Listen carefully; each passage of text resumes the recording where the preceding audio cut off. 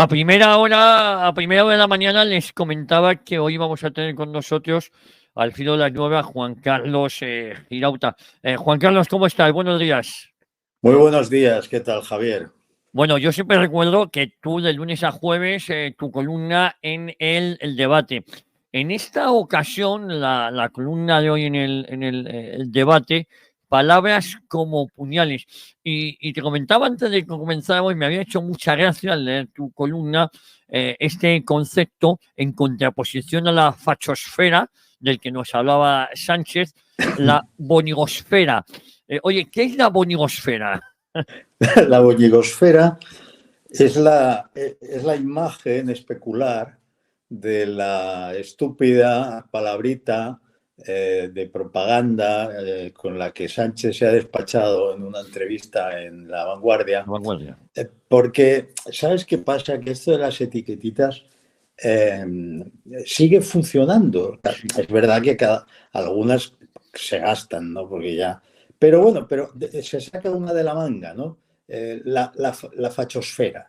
O sea, ¿qué persigue él con esto? Porque esto no es propio del presidente de gobierno.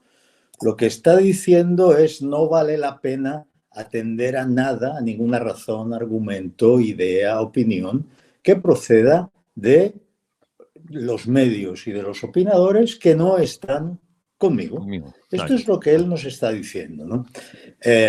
Claro, estar con él es una cosa muy difícil, déjame que te diga, más allá del ideario de cada cual, porque estar con él quiere decir defender hoy que la amnistía es inconstitucional y mañana que es constitucional.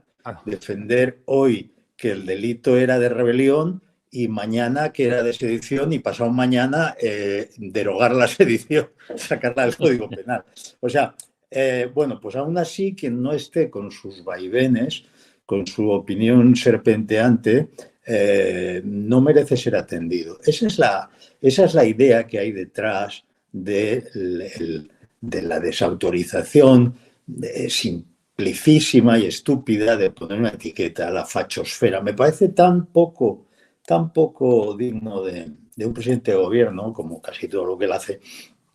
Y lo de la boñigosfera, naturalmente, tiene un componente de broma. Quiero decir, es muy fácil colgarle etiquetas infamantes al prójimo, ¿no?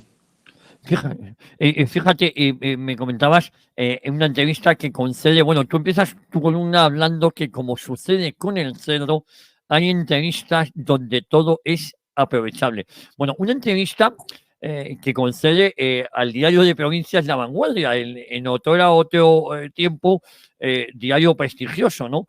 La verdad es que a Sánchez le sobran los medios amigos. Sí, bueno, debemos decir que La Vanguardia es un caso especial porque La Vanguardia siempre es amiga del poder. Es Eso decir, es. da igual quien gobierne, La Vanguardia está con quien manda y punto. Dime. No, eso, que efectivamente La Vanguardia está siempre con el poder, ¿eh?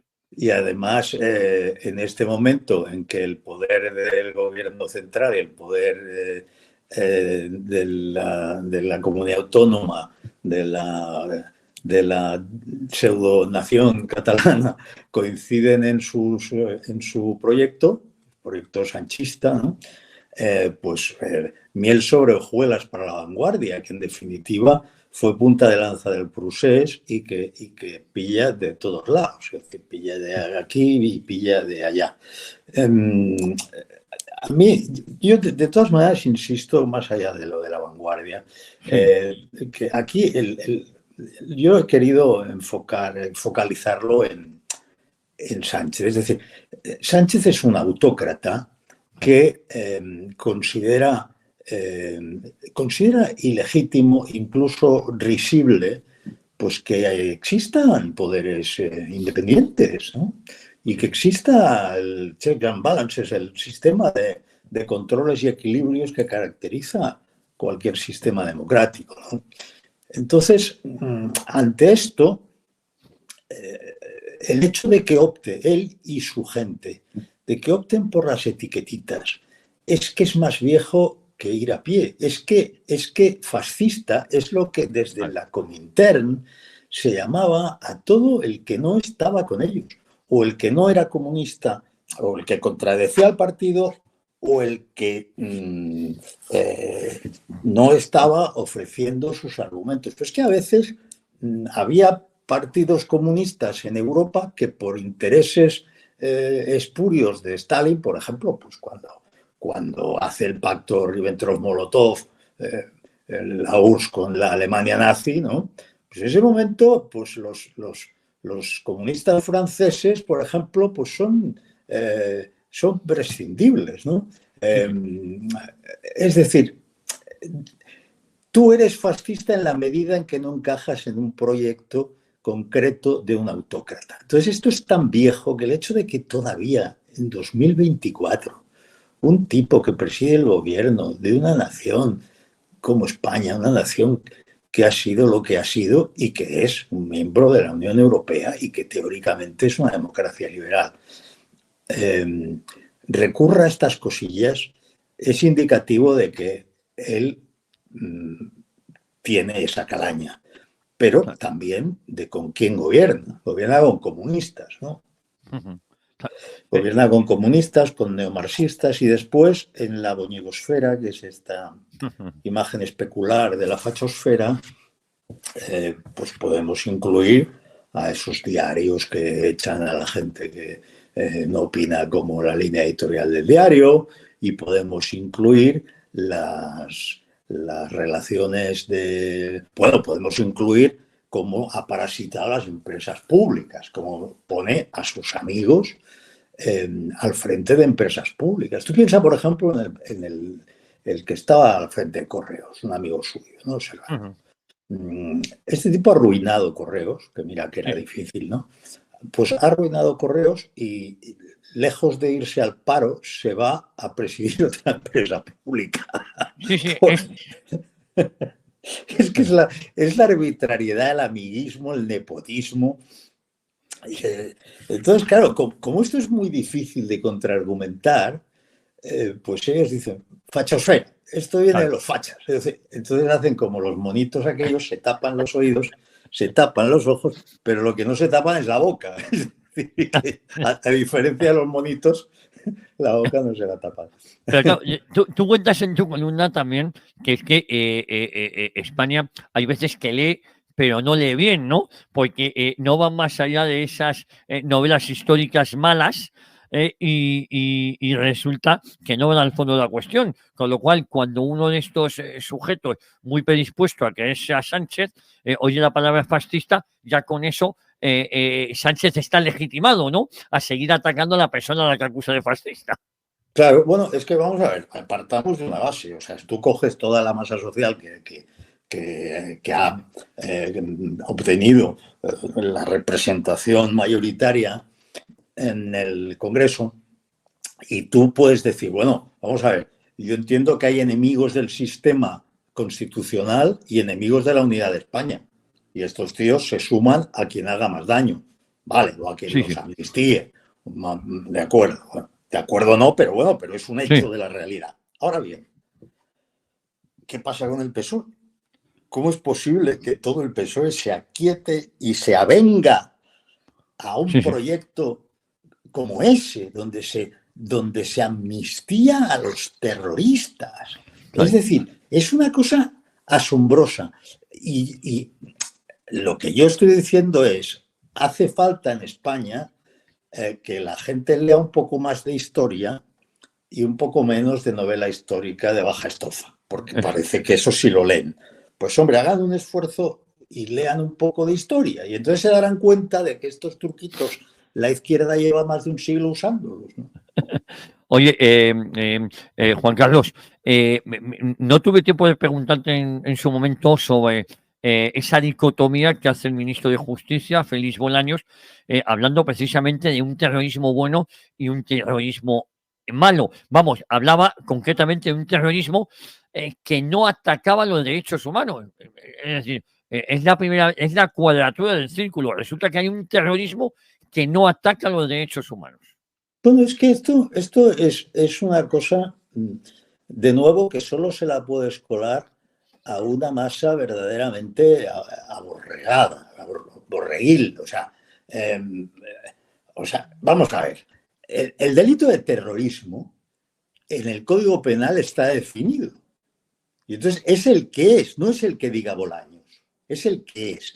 ¿Y cómo está definido el Código Civil? Bueno, pues perdona, el Código Penal. El Código Penal es una transposición obligatoria de una directiva europea. Por lo tanto, el delito de terrorismo tiene unos contenidos y una naturaleza y unos supuestos que son iguales en toda Europa, porque se han transpuesto las directivas, ha habido una transposición de la directiva referida al terrorismo en todos los códigos penales. Entonces, que un señor aparezca y diga, no, esto es terrorismo, pero hombre, no me digan que aquello fue terrorismo. Oiga, si encaja en el tipo objetivo del Código Penal, esa conducta es terrorista. Entonces, usted no puede prejuzgar, usted no puede coger y hacer ver como si esto no fuera algo no solo incluido en el Código Penal, sino, insisto, en la ley europea, que es de aplicación, además, jerárquicamente previa o sea, en este caso, jerárquicamente es superior la ley europea a la ley española y es completamente inequívoca, por no mencionar que somos parte de un convenio, un tratado internacional también en la lucha contra el terrorismo. Claro, estamos hablando de uno de los fenómenos pues, contra los que lógicamente el Occidente quiere luchar con especial eficacia. Entonces, aquí se coge pero tú sabes lo que sucede aquí con esto.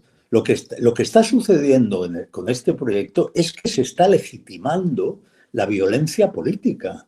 Claro. Es decir, pues tú estás diciendo, hay una violencia política que no es terrorista y que en realidad el tratamiento que merece es no ya el del perdón, que sería un indulto, sino el de la amnistía, que quiere decir que no existe tal delito. O sea, estás legitimando la violencia política. Y después se inventa una serie de condiciones que no están ni en el tipo del Código Penal, ni están en la Directiva Europea, ni están en el Tratado Internacional sobre Terrorismo, como por ejemplo la intención manifiesta. ¿Por qué es eso de manifiesta? ¿Quiere decir que si no es manifiesto no es terrorismo? Si tú no dices, oiga, que voy a cometer un acto de terrorismo, ¿entonces no es terrorismo? Pero vamos, es que esto solo se le cuela a un rebaño. Claro. Y el problema es que esto está en manos no solo de Sánchez, sino de un ministro de Justicia. Es decir, tantos años luchando contra el terrorismo para que luego llegue un ministro de Justicia y te establezca un terrorismo que, según él, no ataca los derechos humanos. Bueno, un ministro de Sánchez que vacilara respecto a eso, o que dudara o que disintiera, dejaría de ser ministro ipso facto. O sea, eso va de suyo. Pero es que también un medio que discrepara al respecto sería Fachosfera, ¿no? Fachosfera, claro. Yo creo que en todo este fenómeno, además de un conformismo en el Partido Socialista con cosas intolerables, oye, el terrorismo es un tema muy sensible. Es que también mataron a líderes socialistas en el País Vasco. Y también, es decir, que cómo se sienten ellos, por ejemplo, cuando se pone a Otegi. Esto sí que es manifiesto, lo dijo Sánchez, en la dirección del Estado. Sí. Bueno, perdona, lo dijo Otegi, si no recuerdo mal. Pero bueno, que decir que si tú reconoces que estás en la dirección del Estado, ¿cómo se quedan los deudos de estos líderes socialistas o socialistas asesinados, que los hubo? Es una indecencia, pero es una cosa además que es muy evidente, ¿no? O sea, Pachi López es el mismo que echó de un entierro de un militante socialista a Rajoy, a gritos, ¿no? Sí. Y ahora este hombre aparece diciendo que, ¿cómo decía el tipo? Bueno, lo primero que dijo fue, acuérdate, cuando el proceso de negociación con Zapatero, alguna razón habrá que reconocerles. Sí, sí, sí. Justo. ¿Alguna razón habrá que Claro, reconocerles? claro, claro. A quien mató Sí, a López de la Calle, a quien sí, sí. mató a Bueno, y Mújica, a quien mató a Buesa, ¿alguna razón habrá que reconocerles?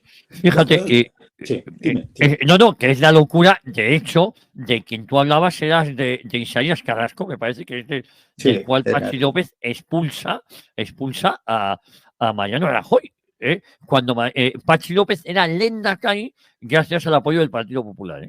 sí, bueno, él es un sectario de libro, ¿no? Porque Sí, lo que sabemos es que, desde luego, en su seno interno no estaba de acuerdo con Sánchez y la prueba es que compitió con él por la presidencia por la Secretaría General del Partido Socialista y los términos, porque competir es lícito, los términos en los que se enfrentó a él en un debate eran...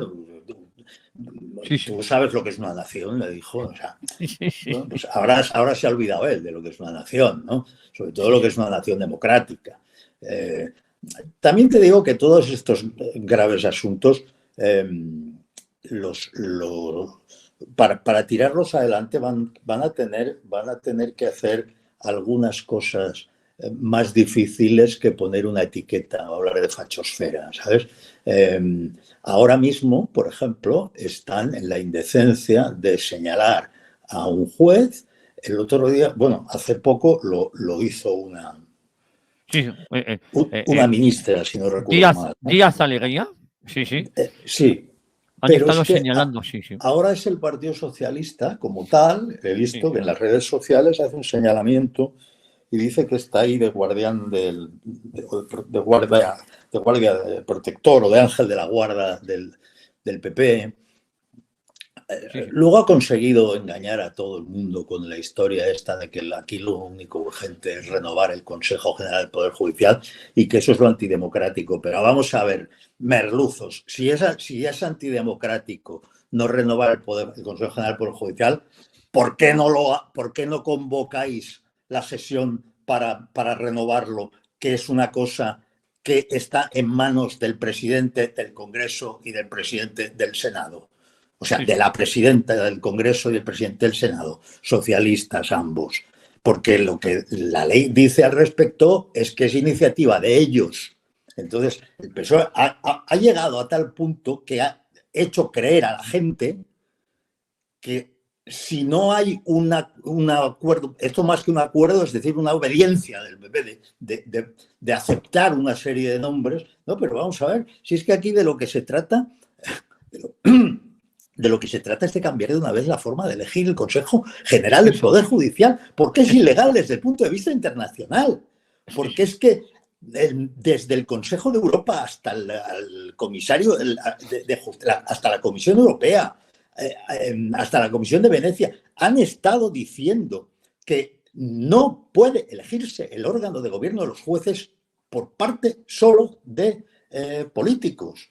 Entonces, eso es lo que hay que cambiar. Pero decir, no, pero es que no quieren cambiar no quieren renovar el Consejo. La renovación del Consejo es iniciativa del presidente del Congreso y del presidente del Senado. Que convoquen y que se claro, vote. claro, claro. Es que fíjate que ahora nos estamos planteando incluso si el Partido Popular, y con esto terminamos, podría hacer algo más para retrasar o frenar la ley de amnistía, por lo menos en el Senado, porque si no puede hacer nada más, nos va a dar la sensación de que el Senado ya sí que sí, no vale absolutamente para nada, ¿no? Esto es una cosa muy, muy triste porque Claro, el Partido Popular arguye que las proposiciones de ley que llegan del Congreso al Senado se tienen que repartir inmediatamente. Sin embargo, hay otros artículos en el reglamento del Senado donde evidentemente tienen que calificar la admisión, o sea, tienen que calificar la proposición para admitirla a trámite, o más específicamente, para tomarla en consideración. Entonces el PP dice, yo no puedo hacer nada contra tal. Entonces, bueno, ¿qué es lo que tenemos? Tenemos un golpe de Estado en marcha y tenemos un partido con mayoría absoluta en el Senado que dice, yo es que estoy obligado a admitirla a trámite o tomarla en consideración. Bueno, un momento. Hay varias vías, ¿no? Una que ha propuesto Jorge Buxadé, que es interesantísima. Jorge Buxadé es un abogado del Estado, es decir, que de derecho era un rato, ¿no? Y tiene razón, dice, hay una cosa que sí puede hacer. Decir, no, es que lo que usted me propone aquí tiene un defecto porque lo que propone es una reforma constitucional y por lo tanto tiene que presentármela en el formato y de acuerdo con los trámites de la reforma constitucional. ¿Sabes? Es decir, hay muchos argumentos para devolver eso, para no admitirlo a trámite. Ahora, el PP prefiere decir, no, estamos obligados. Hombre, vamos a ver, que hay un golpe de Estado en marcha, que te están colocando una cosa inconstitucional por la vía de la proposición de ley, que han prescindido de de cualquier control y que incluso se han pasado por el arco del triunfo el informe de los letrados del Congreso. Claro. Hombre, por favor, o sea, tú no puedes decir, oye, voy a poner tu ejemplo que todo el mundo va a entender. Incluso los que leen novela histórica de baja estofa nada más. Una cosa que la va a entender todo el mundo.